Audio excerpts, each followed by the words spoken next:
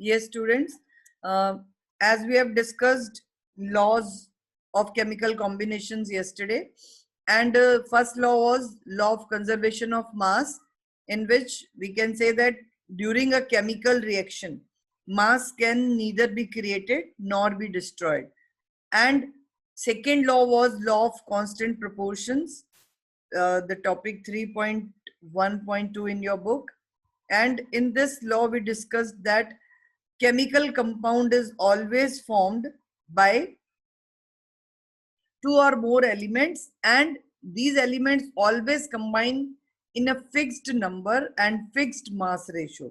For example, we discussed the ratio of masses of hydrogen and oxygen in water is 1:8, and similarly for carbon dioxide it is 3:8. One more example is given here in your book. You can see in this paragraph number 2. uh, Similarly, in ammonia, nitrogen and oxygen, nitrogen and hydrogen are also combined in this ratio, 14:3. Just wait. You just note down the formula of ammonia is NH3. 3 बेटा थोड़ा उसको subscript की form में लिखना. Here I am not able to write. जैसे आप CO2 में O लगाते हो ना, CO2 में 2 जैसे लिखते हो, similar manner ammonia formula is NH3. Now अगर हमने रेशियो निकालना है, mass of nitrogen is 14, 1 atom है तो 14 मास हो गया उसका, और ratio mass of hydrogen, hydrogen has 3 atoms here, तो 3 multiplied by 1, 1 mass, 1 U is the mass of each hydrogen atom. So 14:3. Excuse me. This is the ratio of nitrogen and hydrogen in ammonia. So one molecule of ammonia is formed by two elements having nitrogen and hydrogen in a fixed mass ratio 14:3. After that, when these laws were given by Lavoisier and Proust in the same time, around 1808 year, the scientist John Dalton, he actually explained these laws and he prescribed his theory named as Dalton's atomic theory. So let us discuss that.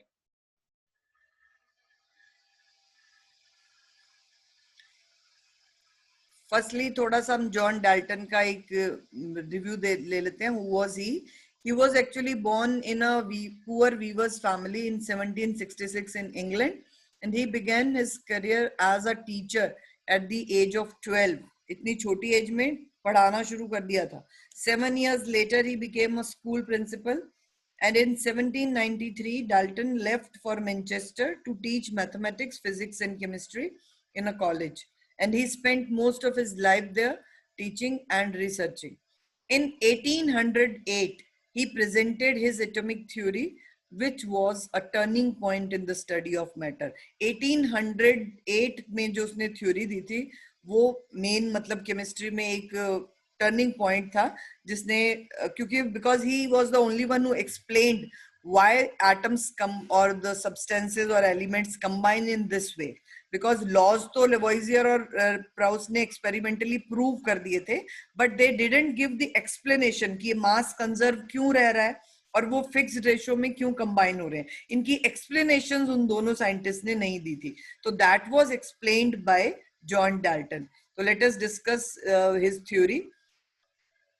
Actually, he suggested that all type of matter, whether it is an element or a compound or any type of homogeneous heterogeneous mixture, means कोई भी चीज universe में जिसको हम matter कह सकते हैं, that all is made up of very small or tiny particles called atoms. So this was the first postulate, that all matter is made up of very tiny particles called atoms. Postulates का मतलब होता है उसके जो points हैं या statements जो उसने दी थी अपनी theory में. Second postulate is atoms are indivisible. Indivisible means you cannot divide atoms further. एक matter को आप divide कर सकते हो. Matter is divisible into particles, and these particles, when we reach the finest level of these particles, then we obtain one final particle which cannot be divided further. So these ultimate particles of matter are called atoms. और जो ये Greek word है atom, इसका meaning ही है बेटा अनकटेबल, जिसको आप काट नहीं सकते, डिवाइड नहीं कर सकते. तो atoms are indivisible particles which cannot be created or destroyed in a chemical reaction. आप नया एटम नहीं बना सकते हो किसी भी रिएक्शन में, ना उस एटम को खत्म कर सकते हो. So very important point of this theory which explains the law of conservation of law. मतलब क्या हुआ, मास कंजर्व क्यों रहा रिएक्शन में, क्योंकि जो एटम्स पार्टिसिपेट कर रहे हैं. yesterday we discussed an example of water formation. Water हम फॉर्म कर रहे हैं, हम सपोज 1 ग्राम हाइड्रोजन लिया हमने, 8 ग्राम ऑक्सीजन लिया, तो 1 ग्राम हाइड्रोजन में जितना आपने हाइड्रोजन लिया उसमें हाइड्रोजन के जितने एटम्स थे, अगर हम एटम्स की टर्म में बात करें बेटा, तो 2 atoms of hydrogen combine with 1 atom of oxygen to form 1 molecule of water. अब आपने इसके लिए रिएक्टेंट में क्या लिया, 2 एटम्स हाइड्रोजन के लिए, 1 ऑक्सीजन का लिया. अब तीनों ने कंबाइन होकर एक नई चीज बना दी, बट वो एटम्स खुद चेंज नहीं हुए. हाइड्रोजन का एटम अभी भी हाइड्रोजन जैसा ही है, ऑक्सीजन का एटम अभी भी ऑक्सीजन वाला ही है, बट जस्ट वो कंबाइन हो गए एक न्यू फॉर्म में, जिसमें उन्होंने एक अपनी प्रॉपर्टीज चेंज कर ली, बट इंडिविजुअली अंदर उनके जो प्रोटॉन्स हैं या इलेक्ट्रॉन्स हैं वो चेंज नहीं है. मींस पुराने एटम डिस्ट्रॉय भी नहीं हुए और न्यू एटम भी कोई नहीं बना. न्यू जो बना है वो मॉलिक्यूल है. Understand this thing, when atoms combine to form a compound, then a molecule is formed. तो atoms खुद इंडिवाइजिबल होते हैं, वो पार्टिसिपेट करते हैं रिएक्शन में, बट आप उनको डिस्ट्रॉय नहीं कर सकते. और जो न्यू बनेगा वो मॉलिक्यूल होगा, बट नया एटम आप कभी भी नहीं बना सकते. There are fixed 118 types of atoms in nature, जिसको हम एलिमेंट्स कहते हैं. नया एटम आप केमिकल रिएक्शन में नहीं बना सकते. हाँ, they can be formed by nuclear reactions. Nuclear reactions वो होती हैं जो जैसे सन के ऊपर या स्टार्स में चल रही हैं, जिसमें hydrogen is continuously converting into helium. वो अपने आप हाइड्रोजन से हीलियम न्यू एलिमेंट बन रहा है. तो न्यूक्लियर रिएक्शंस के through elements can be created, but here we are talking about chemical changes और chemical reactions. So you can not destroy और create any atom. So this second postulate of Dalton's atomic theory is the correct explanation of law of conservation of mass. Next, third postulate is atoms of given element are identical in mass and chemical properties. कि एक element है, suppose hydrogen की हम बात कर रहे हैं, आपके पास बहुत सारे एटम्स हैं हाइड्रोजन के, and if you try to study all those atoms, ठीक है, under electron microscope, you will find that all atoms are similar in all respect. मतलब उनके अंदर जो प्रोटॉन्स, इलेक्ट्रॉन्स, न्यूट्रॉन्स की प्रेजेंस होगी वो सेम होगी अगर वो एक ही एलिमेंट के एटम्स हैं. क्लियर? तो ये एक यूनिक नेचर होता है एटम का, नंबर ऑफ प्रोटॉन्स. तो that will remain same if the atoms are belonging to the same element. दूसरे किसी एलिमेंट का एटम है तो वो डिफरेंट होगा. यही फोर्थ पोस्टुलेट है. Atoms of different elements have different masses and chemical properties. अब जैसे आप इसमें हम छोटा सा एक एग्जांपल ले सकते हैं. सपोज आप वेजिटेबल्स देखो या शुगर के क्रिस्टल्स ले लो. अब शुगर का एक 1 kg शुगर आप घर में लेके आयो, उसका एक एक क्रिस्टल जो है आप उसको एक एटम से कंसीडर कर लो, वो सारे दिखने में मतलब सेम लग रहे हैं. दूसरी तरफ आपके पास सॉल्ट का एक पैकेट है, ठीक है, आप अपने सॉल्ट और शुगर को मिक्स भी कर दिया, but still you can find the particles of sugar and salt, क्योंकि दोनों दिखने में अलग है. थोड़ा बहुत मतलब आप शुगर को चाहे क्रश भी कर दो, बट स्टिल थोड़ा बहुत डिफरेंस कलर में या किसी भी चीज में आपको आइडेंटिफाई आप कर लोगे, चाहे टेस्ट से करो, जैसे भी करो.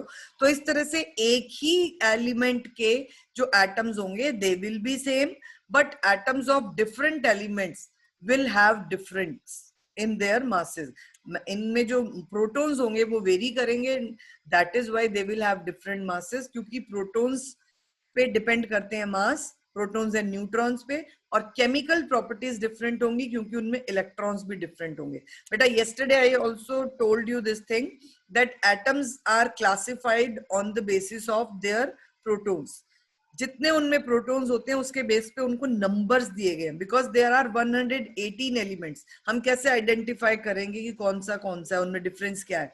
तो दैट इज, आपको क्लास में हम 50 बच्चे होते हैं, हमें क्या होता है जनरली, हम सबके नेम से नहीं, हम उनके रोल नंबर से हर काम करते हैं, आपको मार्क्स देना, आपके रिजल्ट बनाना, जो भी हम करते हैं, it's easy for us to assign roll numbers to the class of 50 students or less or more, whatever. So similarly, when there are 118 elements, so to differentiate them, atomic numbers are given to them. Roll number की तरह उनको atomic number given है, and these atomic numbers are given on the basis of one important property of an atom, कि उसमें number of protons कितने हैं. The element with just one proton is given atomic number 1, वो hydrogen है. 2 protons जिस element में, उसको atomic number 2 दे दिया, वो है हीलियम. थर्ड वाला लिथियम है. ऐसे ऑक्सीजन के पास 8 प्रोटॉन्स हैं, तो उसको एटॉमिक नंबर 8 दे दिया. कार्बन के सारे एटम्स, कोई सा भी एटम उठा लो कार्बन का, number of protons will be 6, so carbon is given atomic number 6. मास की बात नहीं कर रही हूँ अभी, मैं एटॉमिक नंबर की बात कर रही हूँ, ये रोल नंबर्स की तरह है आपके, ठीक है. Then nitrogen has atomic number 7. Then आप, और कॉपर की अगर आप बात करो, copper is a metal, it has atomic number 29. Zinc 30 है, ठीक है. आयरन 26 एटम्स, प्रोटॉन्स हैं उसके अंदर. तो इस तरह से बेटा कोई भी एलिमेंट जो 118 तक गए हैं, 118 पे जो एलिमेंट है उसके अंदर 118 प्रोटॉन्स हैं. तो all these atoms have difference in proton. अब एटम्स क्या होते हैं, अपने आप में न्यूट्रल होते हैं, तो जितने प्रोटॉन्स होते हैं ना, प्रोटॉन्स आर पॉजिटिवली चार्ज, तो उतने ही उनमें इलेक्ट्रॉन्स भी होते हैं, ठीक है. तो इस तरह से हर एक एटम में, अब हर एक एलिमेंट में इलेक्ट्रॉन्स भी डिफर हो गए. तो that is the reason that atoms of different elements have different masses and chemical properties, क्योंकि मास डिपेंड कर रहा है प्रोटॉन्स और न्यूट्रॉन्स के सम पे, ठीक है. तो प्रोटॉन्स और न्यूट्रॉन्स का सम हर एक में अलग अलग होगा, क्योंकि उनके number of protons neutrons differ. And chemical properties depend करती हैं उनके नंबर ऑफ इलेक्ट्रॉन्स पे. तो they have different number of electrons, तो प्रॉपर्टीज भी डिफरेंट होगी. तो here you can see that these postulates tell you that atoms are identical if they belong to a same element, but they will be different if they belong to different elements. So in this manner we can easily identify by looking at the number of protons of those atoms.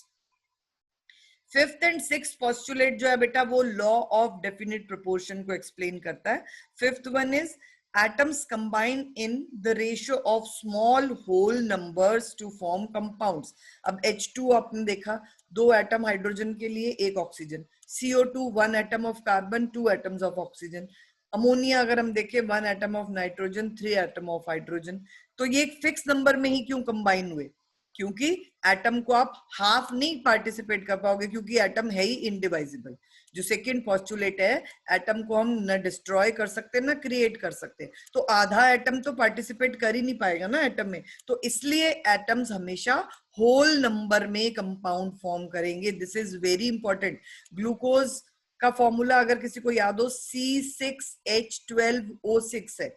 Means 6 atoms of carbon combined with 12 atoms of hydrogen and 6 atoms of oxygen to form glucose. तो एक whole number ratio आया ना ये. तो इसका मतलब ये है कि एटम्स पूरे के पूरा पार्टिसिपेट करेंगे, बिकॉज दे आर इनडिवाइजिबल. आधा एटम आप किसी कंपाउंड बनाने के लिए यूज करो, ऐसा नहीं होता. Atoms always combine in a small whole number ratio to form compounds. And sixth postulate is the relative number and kinds of atoms are constant in a given compound. Compound water में वो number of atoms और उनका type, मतलब hydrogen और oxygen ही water बनाएंगे. आप सोचो कि नाइट्रोजन ऑक्सीजन से वाटर बना लो या कार्बन ऑक्सीजन से वाटर बना लो, यू कैन नॉट फॉर्म. तो fixed number and fixed type of atoms will be always present in a given compound. तो ये एक्सप्लेनेशन हो गया लॉ ऑफ डेफिनेट प्रोपोर्शन का. जब नंबर फिक्स रहेगा एटम का, तो ऑब्वियसली मास का रेशो फिक्स आ जाएगा, क्योंकि अब H2O में अगर 2 ही हाइड्रोजन और 1 ऑक्सीजन ने ही वाटर बनाना है, आप अगर वो नंबर ही चेंज कर दोगे तो वाटर ही नहीं बनेगा. तो obviously 2 hydrogen and 1 oxygen will always combine in the fixed ratio 1:2. ठीक है. तो रेशो वाला जो एक्सप्लेनेशन दिया वो डाल्टन ने ये इस फॉर्मेट में दिया. ये फिफ्थ और सिक्स्थ जो 2 पोस्टुलेट्स है, they are explaining the law of definite proportions, and second postulate of Dalton's atomic theory is the correct explanation of law of conservation of mass. Any doubt in this theory? If anybody is having, they can ask. You need to learn these 6 postulates, but हम पूरा question direct postulates पे से नहीं डालते. Rather, we can ask you which postulate of Dalton's. Excuse me, ma'am. हाँ जी बेटा बोलिए. Ma'am कुछ ड्रॉबैक्स भी हैं डेल्टन्स थ्योरी के, तो उसके बीच में आइसोटोप्स और आइसोबार्स का क्या है मतलब? हाँ जी बेटा, इसके ड्रॉबैक्स जो है ना, वैसे हम 9th क्लास में डिस्कस नहीं करते, we discuss generally in class 11th, but आपको 4th चैप्टर में आइसोटोप्स आइसोबार्स आ जाएंगे. उसका मतलब क्या है कि एक ड्रॉबैक इसका ये था, पहले तो हम सेकंड वाले को ही उठा लें, क्योंकि एनसीईआरटी ने ये नहीं दिए इसलिए हम यहाँ डिस्कस नहीं करते, बिकॉज जो बच्चे दोज हु कैन मतलब डू तो वो तो कर लेते हैं, बट अदरवाइज एक बर्डन हो जाता है बाकी बच्चों के लिए ना. बट मैं बता रही हूँ, but no need to go for that for exams. Second postulate जो है बेटा डाल्टन का, ये एक्चुअली 1808 में जब ये डाल्टन ने अपनी थ्योरी दी थी, उस टाइम तक और बहुत सी चीजें अभी डिस्कवर हुई नहीं थी केमिस्ट्री में. तो this theory was considered as a satisfied, मतलब all scientist were satisfied with this theory, और काफी टाइम तक ये थ्योरी एज सच चलती रही. But later on few things were came into notice, that एक तो कि एटम्स जो हैं उसके अंदर जो पार्टिकल्स हैं लाइक प्रोटॉन्स, इलेक्ट्रॉन, न्यूट्रॉन्स, उनको आप फर्दर भी डिवाइड कर सकते हो. मतलब प्रोटॉन्स जो है वो अल्फा रेज की फॉर्म में ट्रेवल करते हैं जब एटम्स को आप किसी लार्ज अमाउंट ऑफ इलेक्ट्रिसिटी उन पे डाली जाती है, या फिर किसी और फॉर्मेट में. Electrons can also move because वो लूज और गेनिंग हो जाता है इलेक्ट्रॉन्स का, रेज की फॉर्म में भी कैरी ट्रेवल कर सकते हैं. तो एक तो यही पोस्टुलेट सबसे पहला जो था कि एटम्स आर इनडिवाइजिबल, ये रॉन्ग हो गया जब ये पता लगा कि कितनी तरह की रेज की फॉर्म में ये सब एटॉमिक पार्टिकल्स एटम से अलग हो सकते हैं. न्यूट्रॉन्स गामा रेज की फॉर्म में ट्रेवल कर सकते हैं, अलग हो सकते हैं एटम में से. वो होता है जनरली न्यूक्लियर रिएक्शन में. केमिकल रिएक्शंस के लिए तो ये सही है, बट एक्चुअली न्यूक्लियर फिजिक्स, जो न्यूक्लियर रिएक्शन जिससे न्यूक्लियर रेडिएशंस बनती हैं, आपने अगर पढ़ा हो कभी कि electricity is also formed by nuclear reactors, जिसमें न्यूक्लियर रिएक्शंस चलती हैं, जिसमें न्यूक्लियस के थ्रू काम होता है, एटम पूरा नहीं पार्टिसिपेट कर रहा वहां पे. तो उन रिएक्शंस में एटम डिवाइड भी हो जाता है और जो मास कंजर्व भी नहीं रहता. तो ये second postulate is not satisfied in those reactions. Third thing अगर हम देखें, atoms of given elements are identical in mass and chemical properties. ये तब तक सही माना गया जब तक आइसोटोप्स की डिस्कवरी नहीं हुई. आइसोटोप्स एक्चुअली ऐसे एटम्स होते हैं जो होते तो उसी एलिमेंट के हैं, बट उनके अंदर नंबर ऑफ न्यूट्रॉन्स वेरी कर जाते हैं. प्रोटॉन तो सेम रहेगा क्योंकि प्रोटॉन हर एक एलिमेंट की कैरेक्टरिस्टिक प्रॉपर्टी है, बट आइसोटोप्स में न्यूट्रॉन वेरी करते हैं. एक एग्जांपल छोटा सा मैं आपको देती हूँ. हाइड्रोजन के एटम्स हाइड्रोजन एलिमेंट के 3 टाइप के एटम होते हैं. एक ऐसे एटम हाइड्रोजन के जो 95% से भी ज्यादा एग्जिस्ट करते हैं नेचर में, उसमें एक प्रोटॉन होता है, एक इलेक्ट्रॉन होता है, न्यूट्रॉन 0 होते हैं, मतलब कोई न्यूट्रॉन नहीं होता. 1% के अराउंड हाइड्रोजन के ऐसे एटम्स मिलते हैं जिनमें एक प्रोटॉन, एक इलेक्ट्रॉन और 1 न्यूट्रॉन भी है साथ में. ठीक है. और तीसरे टाइप के एटम्स जो हाइड्रोजन के हैं उसमें 1 प्रोटॉन, 1 इलेक्ट्रॉन एंड 2 न्यूट्रॉन्स है. तो ये तीनों टाइप के एटम्स जो आपको मिल रहे हैं उनमें न्यूट्रॉन्स वेरी कर रहे हैं. एक में 0 न्यूट्रॉन है, दूसरे में 1 है, तीसरे में 2 है. तो ये जो नंबर ऑफ न्यूट्रॉन्स वेरी करने से क्या होगा, मास डिफर हो जाता है. मास डिपेंड करता है number of protons and neutrons पे. तो मास चेंज हो गया तो ये पोस्टुलेट रॉन्ग हो गया कि एक ही एलिमेंट के एटम्स के मास अलग अलग हो सकते हैं क्योंकि उनमें न्यूट्रॉन्स वेरी करते हैं. तो these kind of atoms of same element having different neutrons are called isotopes.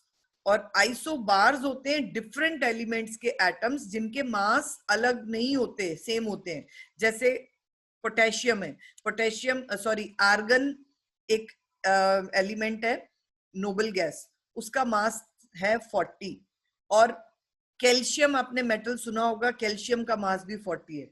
तो एक एटम 2 एलिमेंट से अलग अलग बिलोंग कर रहे हैं. कैल्शियम के 1 एटम का मास 40, उधर आर्गन के 1 एटम का मास भी 40. तो कुछ जगह पर आपको मासेस सेम मिल जाएंगे।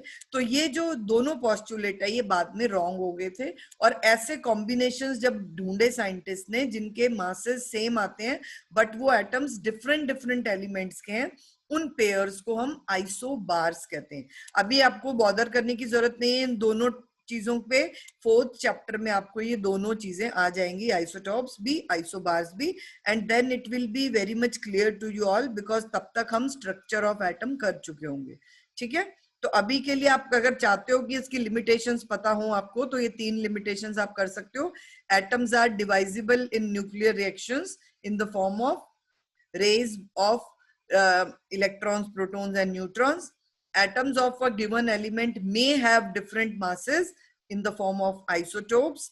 Atoms of different elements may have similar masses in the form of isobars. Okay बेटा, अभी हम ये क्वेश्चंस डिस्कस करें बेटा। क्वेश्चंस आपने नोटबुक में करने आज। फर्स्ट क्वेश्चन है, पहले मैं 3rd 4th डिस्कस कर रही हूँ, वो जस्ट डाल्टन एटॉमिक थ्योरी से रिलेटेड है। Which postulate of Dalton's atomic theory is the result of law of conservation of mass? Second postulate आपने पूरा एक्सप्लेन मतलब लिखना है एज इट इज, सिर्फ नंबर ही नहीं लिखना। Second postulate of Dalton's atomic theory, that atom is indivisible and cannot be neither be created or destroyed in a chemical reaction, ये पूरा लिखना है। Which postulate of Dalton's atomic theory can explain the law of definite proportions? तो 5th और 6th वाले दोनों postulate आप लिखोगे। Atoms combine in a whole number ratio to form compound, and the type and this जो भी वहां पर mention है postulate, they are fixed in a compound. दोनों postulate लिखोगे इसमें 5th and 6th, और 3rd वाले में 2nd वाला। तो ये दोनों questions। उसके बाद हम चलते हैं first question पे। First question is, in a chemical reaction, 5.3 gram of sodium carbonate reacted with 6 gram of ethanoic acid. The products were 2.2 gram of carbon dioxide, 0.9 gram of water, and 8.2 gram of sodium ethanoate. Show that these observations are in agreement with the law of conservation of mass. अब इसको कैसे solve करना है? I am showing you here. Just wait.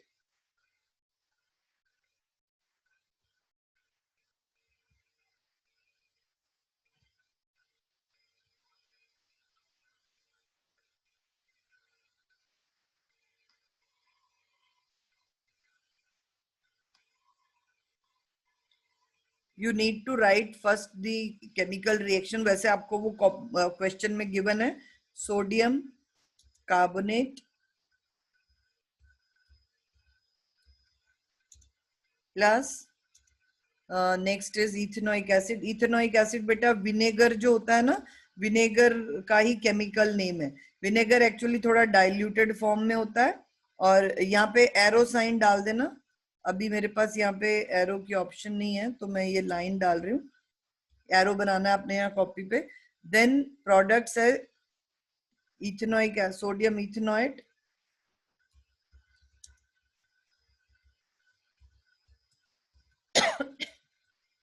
Plus water plus carbon dioxide.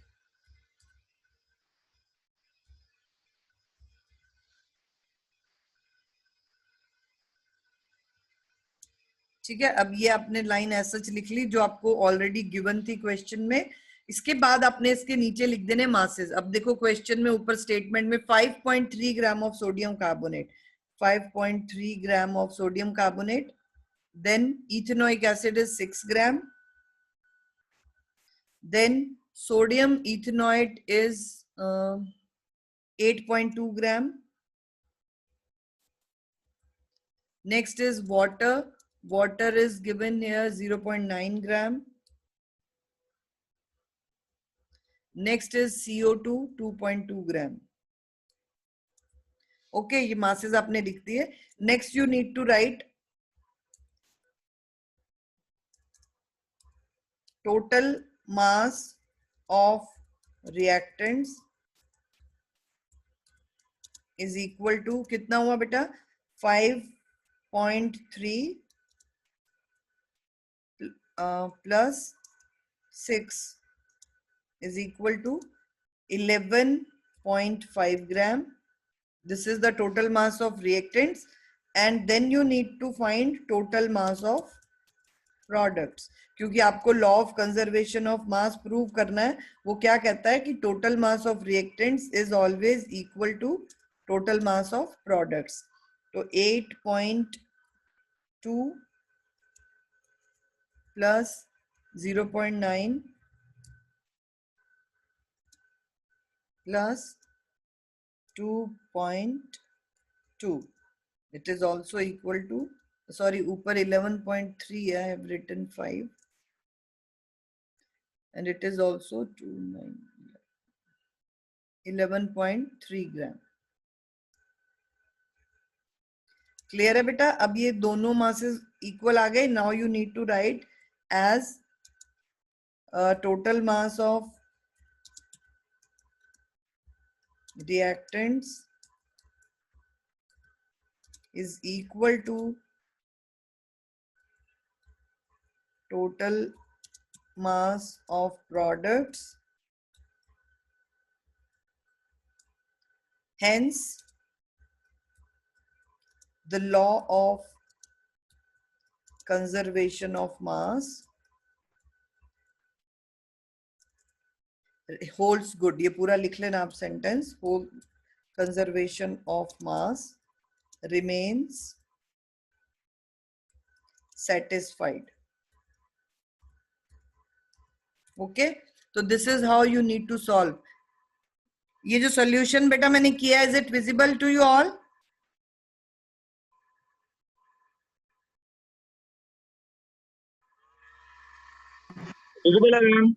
Okay sir, thank you. हाँ जी बेटा, next question, one more is there. Hydrogen and oxygen combine in the ratio of 1:8 by mass to form water. What mass of oxygen gas would be required to react completely with 3 gram of hydrogen gas? Any guess for this question? ये इस तरह के questions हमने कल discuss किए थे. If any student can tell, otherwise I will tell. फटाफट just 2 minutes. 24. हाँ जी, वेरी गुड. पर इसको सॉल्व कैसे करना है उसका एक मेथड देख लो. How to solve this, just wait, मैं टेक्स्ट के ऑप्शन में. हाँ जी, इसको सॉल्व करने के लिए आपने क्या करना है? First you need to write the ratio, mass ratio of, मैं यहाँ भी सिंबल लिख रही हूँ, H and O in water. कितना है मास रेशो?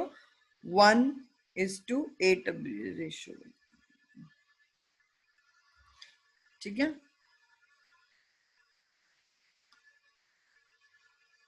मास रेशो हमारे पास ये आ गया 1:8. अब आपने यूनिटरी मेथड लगाना है. अब स्टेटमेंट कैसे बनाओगे यूनिटरी मेथड के लिए? कि जब 1 ग्राम वाटर का 1 ग्राम of hydrogen, it reacts with 8 gram of water, sorry, 1 gram of hydrogen combines with 8 gram of oxygen to form 9 gram water. तो आपको स्टेटमेंट में एक्चुअली वाटर से कोई लेना देना नहीं है, इसलिए आप इसको स्टेटमेंट को थोड़ा सा चेंज करोगे. Mass of oxygen to react with 1 gram of H is कितना चाहिए? 8 ग्राम. ठीक है, अब आपको क्वेश्चन में दिया था 3 ग्राम, तो mass of O to react with 3 gram of hydrogen is equal to 3 multiplied by 8 और 8 multiplied by 3 कर दो. यूनिटरी मेथड लगाना तो आता है आप लोगों को. 8 multiplied by 3 is equal to 24 gram. तो दिस इज योर आंसर। बस ये 3 लाइंस में आपका क्वेश्चन हो गया। जितने अब इसको यूनिटरी मेथड के लिए क्या करते हैं, हमने जो right hand side first statement बनाई, mass of oxygen to react with 1 gram, 1 के लिए हम निकालते हैं, अदरवाइज अगर ज्यादा के लिए दिया होता है तो, बट यहाँ ऑलरेडी 1 के लिए दिया है, तो यूनिटरी मेथड के अकॉर्डिंग अगर 1 के लिए कोई चीज, यूनिट के लिए कोई चीज गिवन है, तो ज्यादा के लिए जब हमें निकालना होता है, we need to multiply 8 by 1 multiplied by 3 करते हैं हम।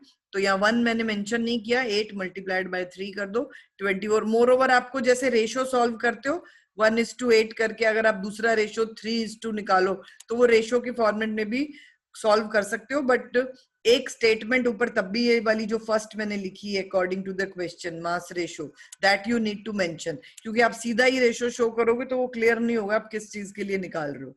तो बेटर है if you right in statement form, otherwise you can also solve through that mathematical way of solving ratios. Clear? So with this, these 4 questions I have discussed. One more question is there, which is in back exercises. That also I just want to discuss. Wait a minute.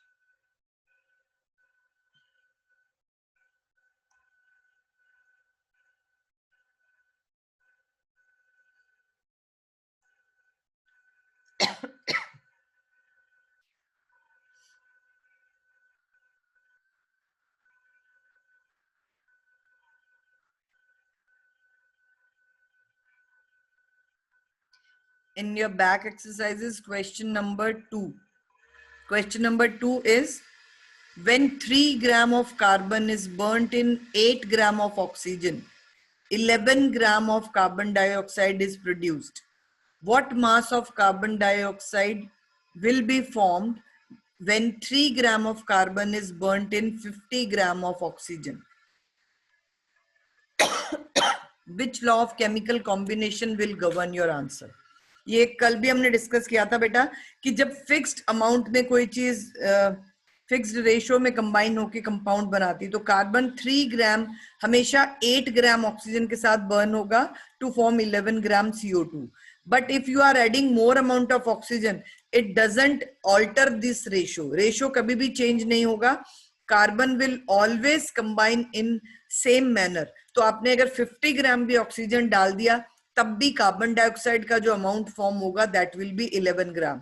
तो answer here is 11 ग्राम। अब ये पूछ रहे हैं कि which law of chemical combination will govern your answer, so here you will write law of definite proportions will govern this answer, because elements always combine in a fixed ratio to form compound. So out of 50 gram oxygen, only 8 gram of oxygen will combine with 3 gram carbon. Rest 42 gram oxygen will be left unreacted. वो react ही नहीं करेगी, as such पड़ी रहेगी. So this is the answer for this question. These 5 questions you need to write in your notebooks today or whenever you get time in these holidays. Tomorrow we'll discuss next topic. And today I will also send the answers of these 5 questions in WhatsApp group. If you want to do it on your own, that is good. But those who cannot do, they can go through that answers I will send. Otherwise, I have explained everything about these questions. So now I think it is, you must be able to write that. If you still have any doubt, beta, you can ask. Still we have 2 minutes.